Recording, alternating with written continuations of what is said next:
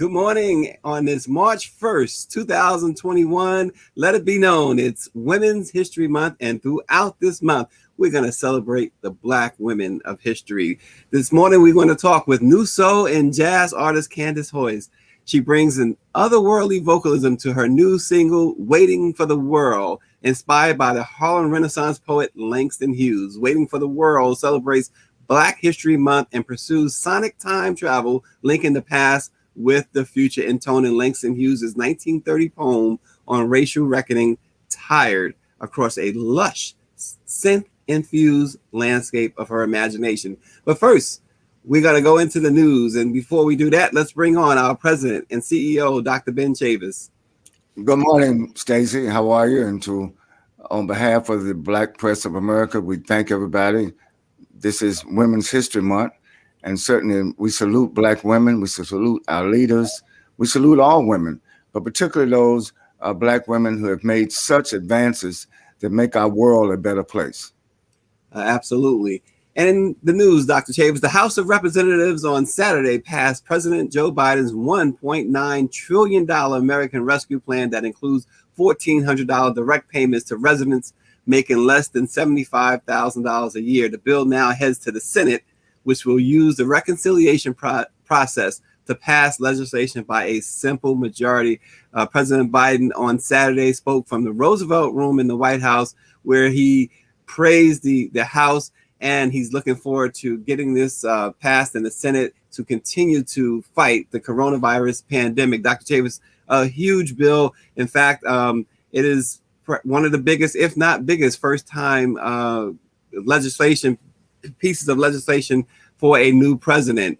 It's a huge deal because more people, not only will people get direct payments, but there will be more testing for the coronavirus. There'll be more vaccines.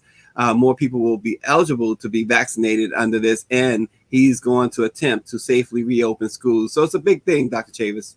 Absolutely. And of course, we were following the Congress all the way, the House of Representatives, under the leadership of House Speaker Nancy Pelosi and Majority Whip Clyburn. They really did an excellent job. It's passed the House, $1.9 trillion.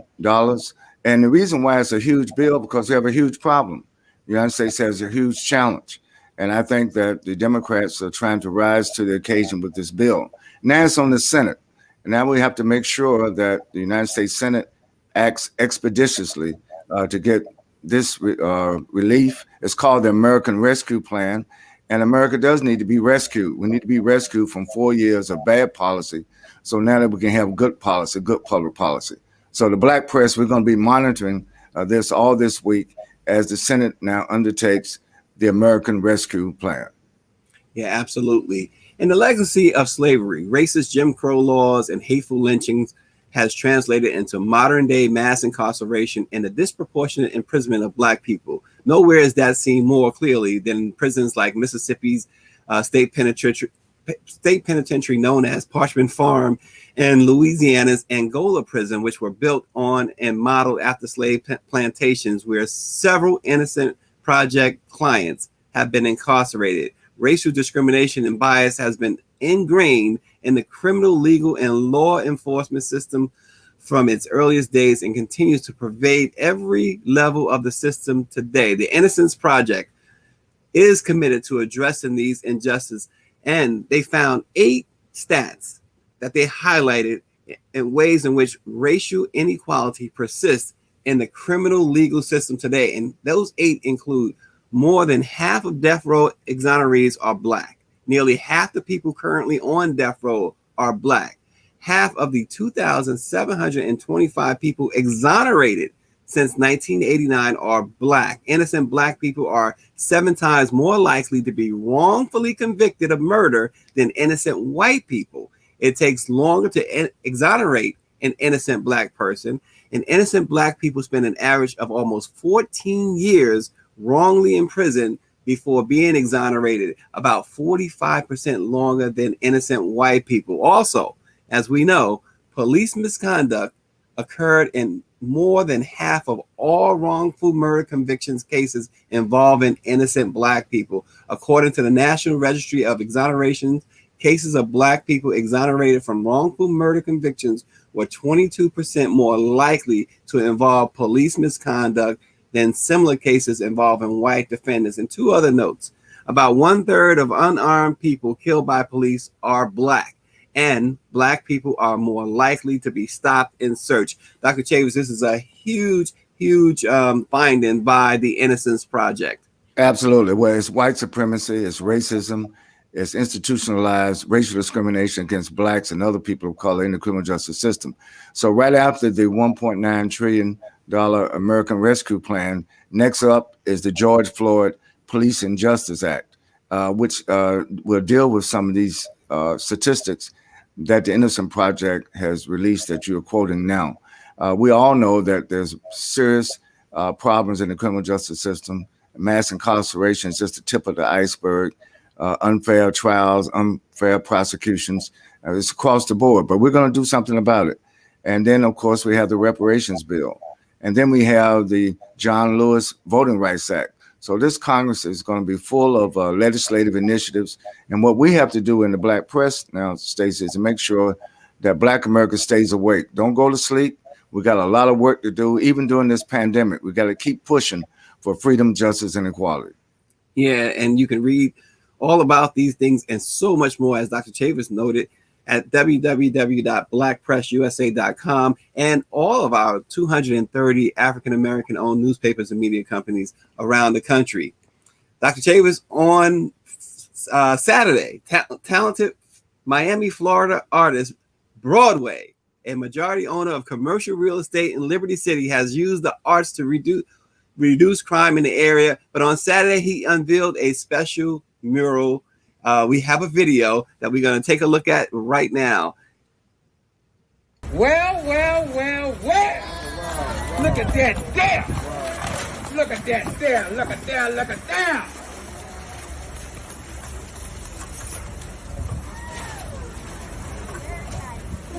If I didn't say that looked just like him, I would be lying. And you know I'm too old to be lying.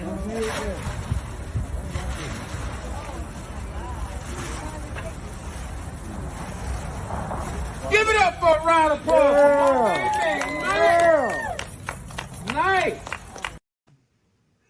If I didn't say that didn't look just like him, I'd be lying. I love that. Dr. Chavis, you were there. What an honor. Dr. Chavis, what was going through your mind as you saw that, witnessed that unveiling? Well, thank you very much. I want to thank the residents of Liberty City, in the heart of the Black community of Miami, Florida. I was privileged to be there on Saturday for the unveiling. We thank Brother Broadway. He's an artistic genius. He not only owns a lot of the property in Liberty City, but he's turned these murals, these walls, into full statements about our long struggle, our travail. He wanted to make sure that he closed out Black History Month 2021 with the unveiling. And so on behalf of the Chavis family, on behalf of myself, on behalf of the Black press, on behalf of the Black church, on behalf of our freedom struggle, not only in America, but all over the world, we're very grateful for this mural that has been unveiled. Yeah, absolutely. What a milestone. There's that saying about giving someone their flowers while they're still here. And it's good to see, Dr. Chavis, that you were honored in such a way. And one of the things that Broadway mentioned, he was so excited. I got a chance to talk with Broadway on Friday, and he was so excited. He said it was like waiting for Christmas morning to open up his gifts when you were coming down to Florida. Well, thank you. Yeah, he talked about your history with the Wilmington 10, your history with Dr. King and the civil rights struggle, and how much in awe he was. And when it was brought to his attention to do something for someone who has done so much for others, he jumped at the opportunity. Well, thank you. And I want to thank the Eric Pettis and Lindell Pettis, two brothers who actually made the recommendation to Broadway to do the mural. And I think this is a good segue, Stacey, because I really want to celebrate Women's History Month. I appreciate that we closed out Black History Month with the mural unveiling. Now I just want to say that the Black press, we practice what we preach. We're the only national Black organization, professional organization that has all Black women on their executive board. I'm so proud that Karen Carter Richards is our chair, Janice Ware is our first vice chair, Fran Farrar is our second vice chair, Brenda Andrews is our national treasurer, and Jackie Hamilton is our national treasurer. So, you know, we're practicing what we preach. We just want to celebrate now Women's History Month. And I know you have a special guest that's coming up that embodies what it means not only to be a Black woman leader, but somebody that helps transform our consciousness in a positive way. I just add to that list of women in the NNPA is your executive assistant, Claudette Perry, who really holds it down in Washington, D.C. for all of us. So we want to certainly include her in that. And yes, Dr. Chavis, NuSoul and jazz artist Candice Hoyes. Welcome this morning, Candice Hoyes. Good morning. Good morning, Dr. Chavis. Good morning. Good morning, Candace, and thank you so much for your leadership and for your artistic genius. Thank you. I'm honored to be here and hold this conversation. So you've been working on some great new music. I know there's a new single out now. Tell us a little bit about it, because I know you is a Langston Hughes type thing here.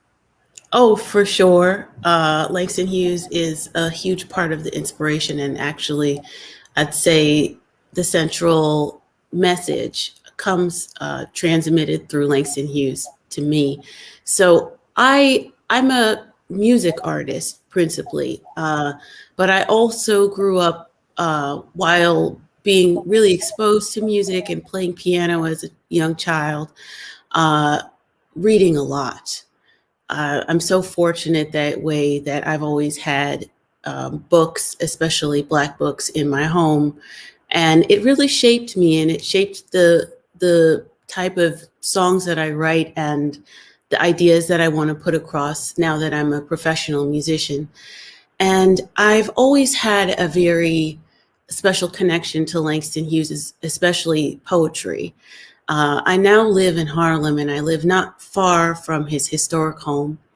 And for a great amount of time, actually, his home was open because of two extraordinary women, Renee Watson and Kendall Walker, two Black women who raised funds to keep Langston Hughes's home open to the public. And there were a lot of community-centered events in his home hosted by the I2 Arts Collective in Harlem. And it was a resource for children's workshops and poetry slams, and the very spirit of the community continuing in that way inspired me. I'm a musician, I'm an archivist, I'm a jazz lecturer at Jazz at Lincoln Center, and I'm a performing artist. I'm a Black mom. This is an image of me at TED. I'm often having one foot in the future and with my music, and one foot in legacy as far as my sources of inspiration. And so this single came out of doing a lot of music writing in Langston Hughes's home, and it's centered on the poem Tired from 1930 by Langston Hughes. And this, we showed it briefly, the cover to Zora's Moon. Can you tell us a little bit about Zora's Moon? Oh, well, I'm very proud of this song as well. This is another, I have two recent singles, and one is Zora's Moon. And Zora's Moon is about a story that Zora Neale Hurston, the iconic writer, Black woman, anthropologist, researcher, playwright, and novelist, one of the most important, in my opinion, of the 20th century.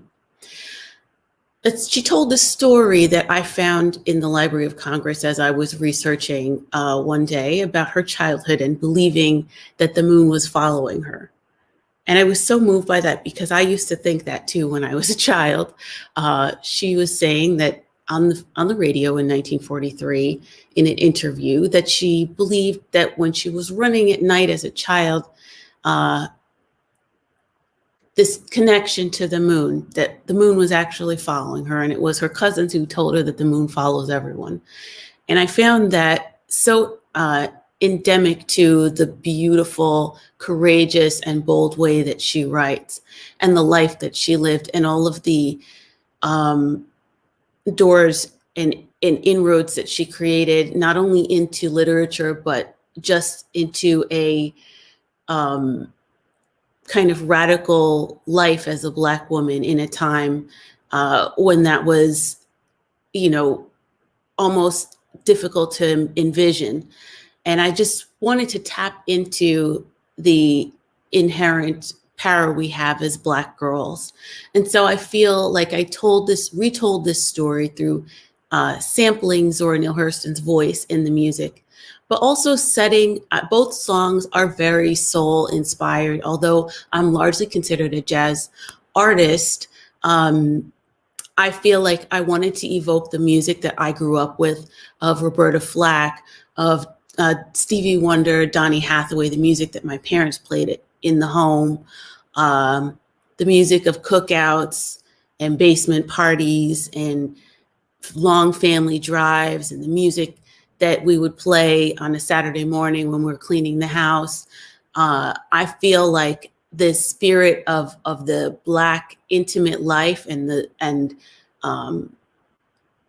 spirit of kind of family and community that comes up from that music is a huge inspiration. So I wanted to really marry these historical legacies with something very funky and very, I guess, music of our leisure, of our joy, and express that side of Black culture and life too, while always keeping those names of the ancestors, on the tip of my tongue. Yeah, it appears that Dr. Chavis, Candace does pay a lot of tribute to those who came before her. Absolutely. And again, I think the world is waiting for her new offering. We want to thank you so much, Candace, for all of what you do. And you represent different generations of Black music, Black culture, Black poetry, Black writing. And I think that you embody what it means to be not only young, gifted, and Black, but intergenerationally making a difference and giving our people some inspiration. A lot of times when we face hard times, when the strong winds of oppression are blowing, it has been our music, it has been our poetry, it's been our art, it's been our culture that has helped to sustain us through periods of great difficulty. I absolutely agree. I think that music and songs are timeless. I like to think of my songs as sonic monuments, Dr. Chavis. I do embed our history in a song that is a new creation in my own contemporary way and style and voice. But I like to embed it into the center of the song so that it may be a timeless sonic monument that Black people and all people can come to know these different sides of us, in addition to knowing our resistance and our protest. To know that we are people and a culture of many, many experiences. So I thank you for acknowledging me, and thank you both for including me this morning. And Waiting for the World, Tired is now released. So thank you for helping me celebrate this. And folks can listen to it on Spotify and YouTube and everywhere they like to listen to music. Well, maybe, more to come too. Yeah, maybe you can give us a verse. Oh, sure. And so it was arranged, the moon would follow me, whatever tell way I ran, the moon would follow me. That's a little bit of Zora's Moon. And it's also, you won the coveted 2020 New York City Women's Fund for Extraordinary Recording Artists. What was that like? Oh, that was exceptional, because as you were describing at the top of the show, we have faced on every single possible front a lot of challenges. for Black people, it's been a challenging year, the past year, 2020, for artists. And it was a wonderful thing. I do think that my preparation in applying for the grant and the body of work, my work has always spoken directly to Black resistance and our empowerment and Black futurity in the sonics and the use of the instrumentation and also in the subject matter. And so I appreciate that the opportunity came presented by the City of New York, which supports women who are recording artists. And I do feel like my recording is very, very, as Dr. Chavis says, a source of sustenance, very sustaining for people. And so it is facilitated my being able to release this music at the right time and in the right place. So I'm so excited. And it also is funding for me to create, and release my whole album, which is in the works. So I think I would encourage any young Black artists and students out there. A lot of us Black artists, don't always apply for grants and these kind of recognitions, but our work is so needed, and Black women can't write enough. I think it was Toni Morrison who said that, and that's the way that I think, and that's what I always impart to younger artists. Please apply for these grants and fellowships, because there is a place for you. Yeah, absolutely. And Candace, earlier you talked so eloquently about Black people and Black music and music in general. You talked about the vacations, the music on vacations, when you're cleaning the house, and yes, music for everything in a Black household. How much were you inspired growing up by your family? Oh, what a wonderful question. I love that question. To the nth degree, I can't imagine what I know and love about music without thinking of family. My grandfather loved jazz. He played vinyls in the home, and when we would go there on weekends, he would sit in his living room with the lights down at the end of the day and play Miles Davis. He loved Miles Davis. He loved vocalists very much. His reverence and the sparkle I heard in his voice when he spoke of vocalists delighted me, because he was otherwise a very somber, serious type of person, and not necessarily want to talk to the children in this way. He always talked to me about Sade. He felt I resembled Sade. And so I started listening to these vocalists, and Billie Holiday was someone that he had met and heard live many times and played in our family home. My grandmother on my other side sang in her church choir. And I think when you are a contemporary Black music artist, you're drawing from these inspirations. Our music emerges from Africa, from the many countries of the diaspora, from work songs, from the Black church, the blues. Has been a music that I have explored more as a musician and loved and brought into my own repertoire and of music that I play and perform. And of course, the music that I said, that I heard at basement parties and cookouts, and the music of joy and self-expression, the music that we play when we're not under the gaze of public opinion, and that expresses our very, the whole range of our points of view and all of our stories, especially through through vocalists of Billie Holiday, I mentioned already, Nancy Wilson, Ella Fitzgerald, Sarah Vaughan, Sade, I mentioned. I love Roberta Flack, Minnie Riperton, such a range. Leontine Price. I loved classical music, and I sing that occasionally as well professionally. I really draw from the breadth of artists, I think, so much because of the range of music I heard as a child in the family home. And I also want to share that I feel like I write these songs for the child in me, the same way that Zora Neale Hurston was telling the story of her childhood.